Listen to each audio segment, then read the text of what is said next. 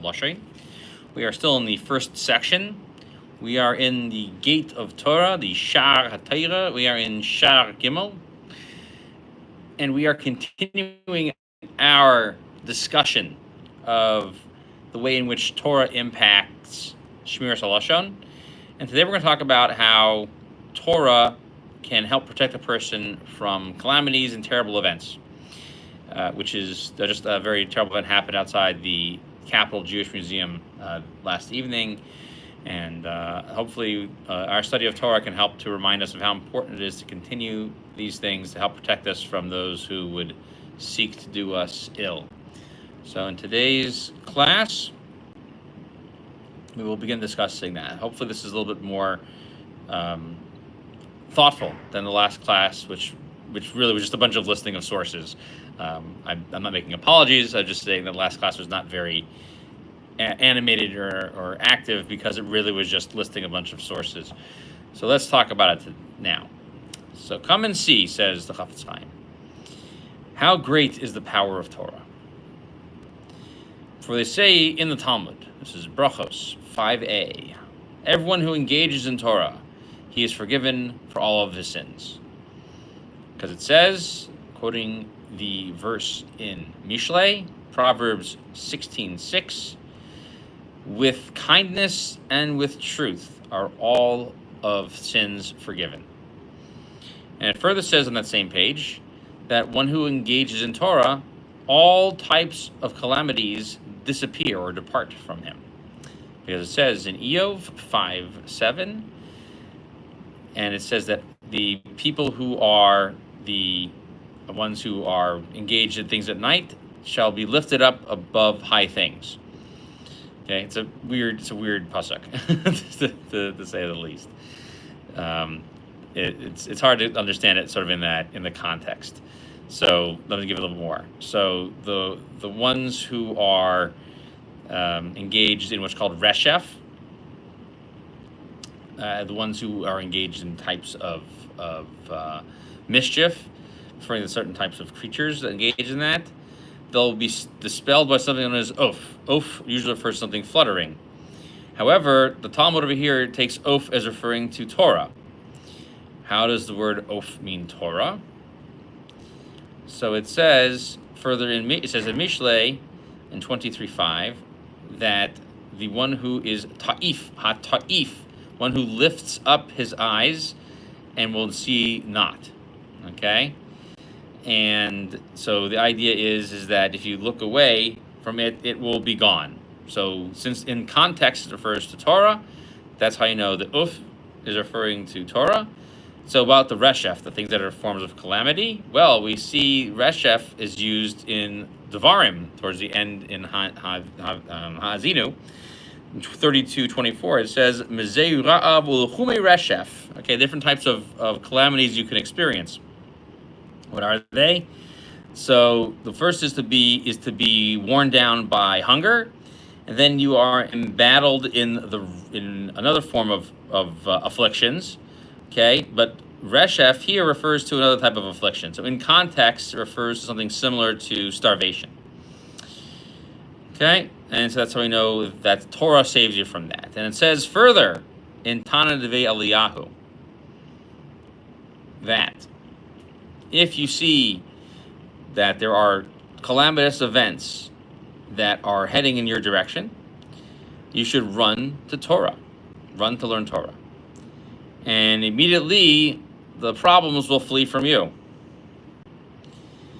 As it says, quoting Isaiah 26:20, that my nation shall go within your rooms. Okay, so that's saying that you should go to the houses of study. And sometimes it saves you, even if the punishment that was coming for you is a punishment of death that comes from the hands of heaven. And it says this in the Midrash Rabbah in Parshas Kedoshim, that if a person, God forbid, has committed a very tremendous sin. I don't know why the camera is doing this. It just doesn't stop moving.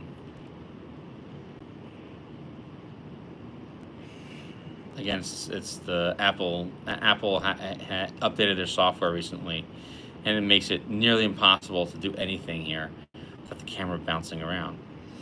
Hope that fixes it. Okay, I apologize for the camera constant movements. I don't know what's causing it. I'm literally sitting here, and it's just moving all over the place. Not even moving. Okay. And so it says that if a person is, God forbid, tripped up with some type of sin, what should they do in order to keep themselves going? If he learned how to learn even one page of Talmud, he should do that and increase it to 2. And if he was learning and repeating it, then he should increase that to 2. So that's the type of Torah learning we're referring to.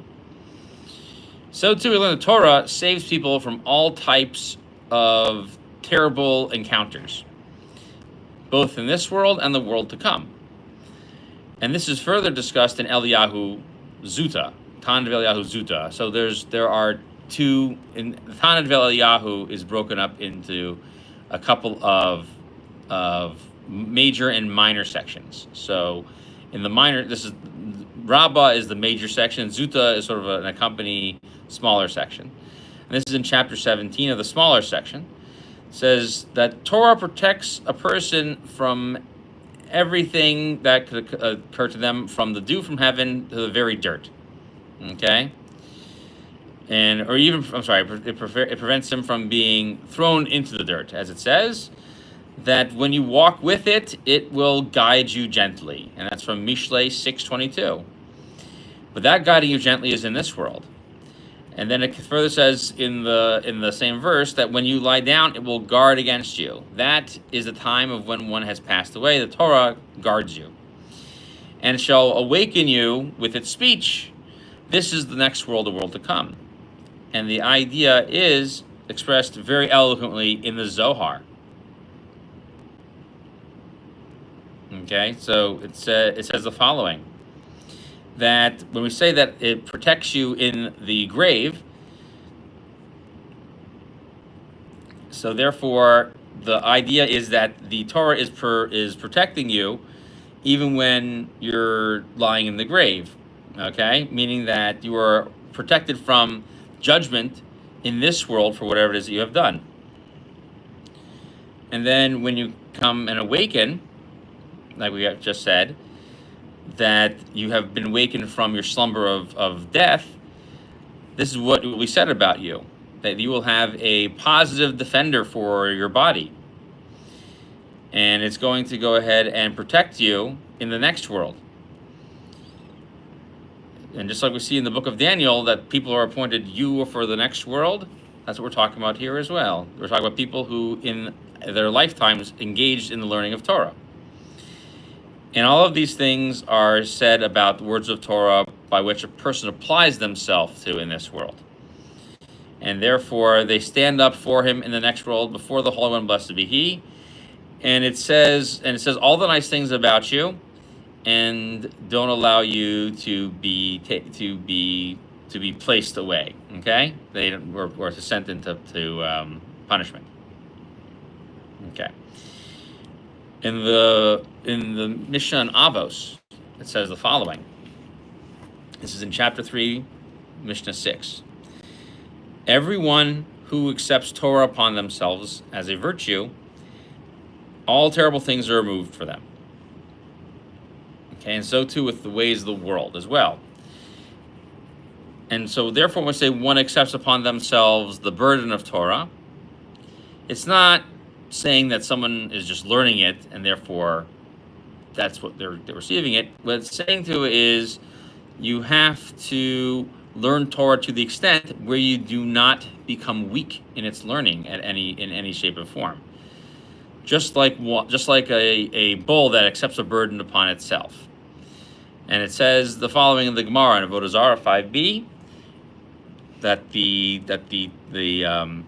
teacher who learned from Eliyahu learned the following, that a person should always make themselves in their Torah learning like an ox or a bull that pulls a weight, okay, or even a donkey that pulls its weight. And then even if a person had all types of issues coming from government and other types of ways of the world, those responsibilities are removed from him. And so too the Holy One, blessed be He, surrounds him in order that he should not come to be misused by those things in this world around him. And those things will be removed from him. So too the Torah protects a person to be saved from Gehenna, the fires of Gehenna, even if a person has committed sins. And so too, we learn this from the case of Elisha, known as Acher, Elisha ben Avuya, okay? Because it says in the Talmud the following story. This is in Chagiga 15b. For when Acher passed away, meaning referring to Elisha ben Avuya, he was not meant for this world because of judgment, and not in the world to come. So he wasn't going to be judged in this world because of the Torah that he learned, but also not in the world to come because he committed tremendous sins. Okay? So therefore, it was the Torah learning made it impossible to say that he was completely terrible. However, it says further about him in another Agadata that there's no greater charity than Torah, because it saves you from Gehenna, just like regular charity does. Okay, so that whatever charity is done through the learning of Torah is the greatest one. And so the great ones of the world tend to say, tend to have the following response to this: Behold, it's true that you have been seized by your final day of judgment. So wouldn't it make the most sense to sit and learn Torah? Because the learning of Torah expiates one from all of their sins. What a crazy statement, right? It's because we find that's what the Torah is meant to do. And that's what it does, only that. And they further say in the Gemara in Chagiga, this time it's 27a, that the fires of Gehenna do not rule over Torah scholars. And we learn this from the case of a salamander. Okay, what do we learn from the salamander? The salamander is something that is born, according to the Gemara, from the fires. And so therefore, when one burns a fire, and if it burns in one place, the Midrash says, for 7 years, this little rodent appears, and its name is the salamander. And so the Hebrew for this, by the way, is salamandria. So it's not like this is an English translation of the word. The word is salamandria. Okay, so it's also sometimes the word salamander that we use nowadays to refer to the little lizard is one thing, but here we're referring to a specific type of probably mythical creature. And if someone were to rub themselves with its hold on a second. Is that what we're talking about over there? Right. So yeah. So it says someone who anoints himself with, I guess, from its blood, I guess, is right. Is what it says over here.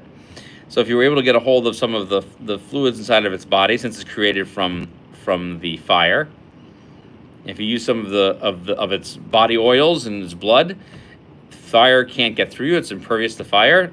The wise ones who learn Torah, where their whole body is fire, are also not burned by Gehenna. How do we know? Because Jeremiah says in 23:29, "For behold, all of my words are like fire." How much the more so from the case of the little salamander. Also from the great day of judgment. So what do we say about the great day of judgment? So this is recorded in the prophet Malachi 3:19. There is a day that is coming that burns like the fires of an oven. What is that day? That's the final Yom Adin. So what do we see? A person will be saved from it if he learns Torah. And we see this further in another midrash mentioned in Tehillim, that in the future years, the Holy One, blessed be He, will bring the sun as far out from its casing as He possibly can, and it will judge the wicked. And we quote this verse of Malachi, because there's a day coming that will burn like the heat of an oven, and shall heal all of the righteous. Because it says further, and it shall sign for them, those who fear my name, the Son of righteousness, and heal them. Rabbi Yeshua is quoted as saying that the righteousness done and the charity done by the Holy One, blessed be He, is for everyone in the world, because He would not have placed the sun into the heavens like this were it not for the fact He was going to give it to all the people who dwelled there. And the problem was that there was not enough shade for everybody who lived below the sun. And the reason why is because the sun is an expression of God's fiery anger. Is this saying that after death, the soul is covered by the presence of Torah in the world of souls while waiting for the awakening in the world to come? That is fair. We didn't actually say that, but the way the Shema will wait. It even sounds like it even protects the body in some senses as well. That it's allowed to wait for its resurgence in the world to come.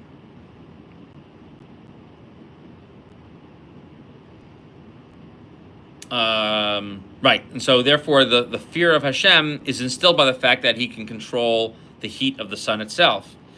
And so therefore in the world to come, who would protect everyone from if the sun were to decide to actually burn at its brightest and hottest? Only the person who learns Torah. And because look what it says, that immediately afterwards in Sefer Tehillim 19, okay, it says that the teachings of God are perfect. That's His Torah. And so therefore that day that comes and burns is a day that says that it comes and burns, that you're going to have to remember on that same day. It says in that same verse that you will remember the Torah that was given to you by my servant Moses. Learning Torah also, it's one of the commandments.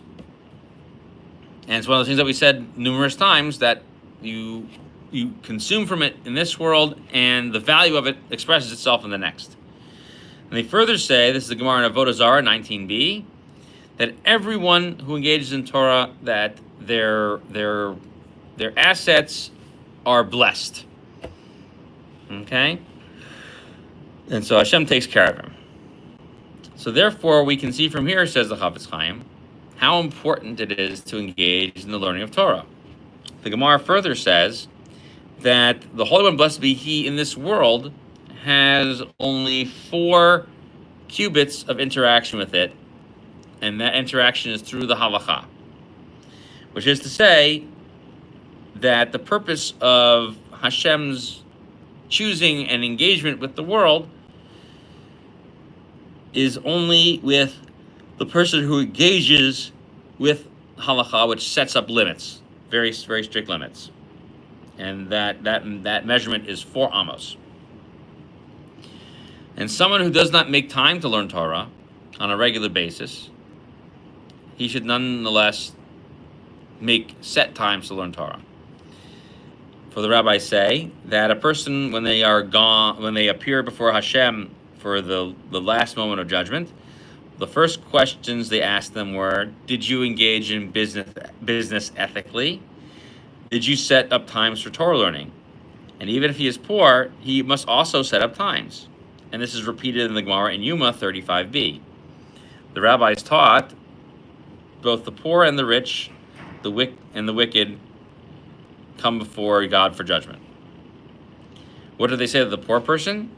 Why did you not learn Torah? If he says, I was too poor, well, no one was more poor than Hillel the elder. And we say about Hillel the elder, how great he became. So Hillel had nothing, and he would work all day in order to earn money to go into the Beit Midrash, right? He had to pay to go to the Beit Midrash. And we say this too in the Halacha, in Yoredea Reish Mem Vav 246, that every single person is obligated in the learning of Torah. whether they are rich or poor, whether they are of a sound body or they have all types of issues, whether they're young, whether they're old, even the person who's so poor that they have to walk from door to door to collect money for themselves. And especially a person who has a wife and children, they must set time for learning Torah, both day and night. As it says, he keeps Yeiman v'Layla.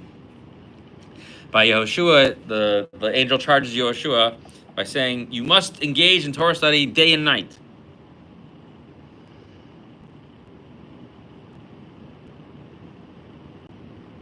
And then it says further that setting the time is that you should set the time known for learning Torah. Okay? It has to be a very specific time. And don't change it. Okay? Even if you think that you can make a big profit. That's what it says in Orach Chaim 153, is it's a set time. Sorry, 155. And so that's why the Torah is compared to bread. Because we say that in Mishlei, in 9:5, it says that your bread shall go as my bread. What does that mean, that your bread shall go as my bread? Okay. Oh, it's coming. It's the idea is to come and eat of my bread. It's a double language of breading. Okay. What that's telling you is just like bread satisfies the heart. And we see that in Tehillim as well, 104:15, that the bread satisfies the heart of a person. And if you don't eat a day or two of bread, you're gonna feel bad. I guess if you're not if you're just eating everything else, right? How much the more so that if you wait a whole week of going without bread, that you could feel very, very weak. And you're not going to find the strength that you've lost from not eating bread. And that's how limited Torah should feel, that when you haven't made the time to sustain yourself with the learning of Torah, you will see that you've lost a certain amount of the holiness of the spirit of the Jewish person. And if you go ahead and learn again for a few days, you're going to feel yourself being more satisfied. But if you avoid it, you can become much weaker. And so therefore, that's why you should be so careful about it, not to waste any time that you've made for it. And this is especially bad when it comes to Mondays and Tuesdays, okay? Because at that point then, you're not going to start learning. The weekend's over. Okay? And because it says, in giving advice, Chazal say the following, that if you go ahead and ditch a couple of days of learning, those days will not find you again. And therefore, we also know how difficult it is to go ahead and focus yourself to make up for that time that you've been not engaged, in which you have not been engaged in learning Torah. And so having that set time allows you to do it continuously. Okay, and is a significant amount of holiness that you are imbuing in your week. And the amount of holiness that resides upon you by engaging in it is significant. However, only for the greatest and most troubling difficulties should one go ahead and stop learning that day, especially when they learn at that time regularly. And a person should look at it like they owe money back, and they should try to pay it back as soon as possible. And we see that in the Gemara in Eruvin, in 65a, that Rav Acha Bar Yaakov, that he would lend a day and pay back a day. Okay, and Rashi explains, what does it mean he would lend a day and pay a day? So when he had to go and do a lot of work, he would make sure to take as much time off to go back and go learn Torah. The Zohar also says something like this as well, that someone who goes on a business trip should also make time for learning Torah. And there's a significant amount of benefit for that. And the opposite is a significant amount of punishment. Zohar is tough, man. It also says that the following can happen in the Zohar. It says that there are 4 sanctuaries, and in the 4th one, there are 32 additional ones. And on every single one of these things, they talk about learning Torah, and they don't stop day or night. And every single one of these different places where they learn Torah, they set times where they have to go and learn Torah there. And for this very reason, we go ahead and appoint times for people to go and learn. And we also see that we appoint for them different punishments for a lack of coming to learn. So that way you should not be lax in your learning for Torah, or for trying to make the effort and not fulfilling on it.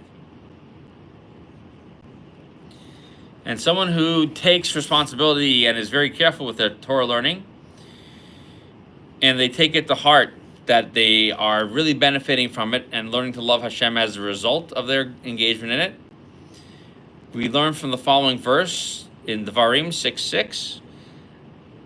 We say, this is in the Shema, that all these words that we have said to you should be placed upon our hearts. And since we say that you should love Hashem with all your heart, how would I not know where to put that love? Like, we say to love Hashem with all your heart, and I'll put the mitzvahs upon my heart. We already knew that. So why do we have both of those? And so therefore, we say that they should go upon your heart, because based on that, you will become even closer to following these ways of Hashem. And with that, we close the gate of Torah, gate number 3, and in how important it is to sit and learn Torah. Next week, we will learn about someone who basically forgoes all this learning. So we see how important it is, and that foregoing it is not a good thing. We're going to learn more in depth about the foregoing of it to see what exactly it is that causes you to forego it. We'll explore that more in depth next time. Thank you for joining today. The gate of Torah is 10 chapters long, and so we are almost done with that. So we shall see what we can see. Then we'll have one more section left in Shmiras HaLashon after that before we go on to section 2. Thank you for joining today. Have a wonderful day. I look forward to seeing you next time.